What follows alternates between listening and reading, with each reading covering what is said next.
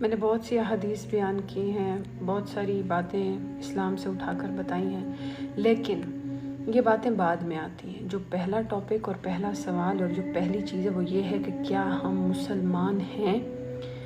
ہر انسان اپنے اپنے گریبان میں جھانک کے پہلے یہ ڈیفائن کر لے میں مسلمان ہوں، کیونکہ اگر آپ مسلمانوں کی کسی چیز کو بھی عزت ہی نہیں دیتے، اسلام کی کسی چیز کو ویلیو ہی نہیں دیتے، تو پھر آپ کو حدیثیں سنانے یا بتانے یا پڑھانے کا کوئی فائدہ نہیں ہے۔ وہ آپ ایک کان سے ڈالیں گے دوسرے سے باہر نکال دیں گے۔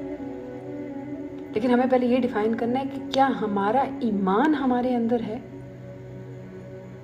ہم ایمان کو محسوس کر سکتے ہیں؟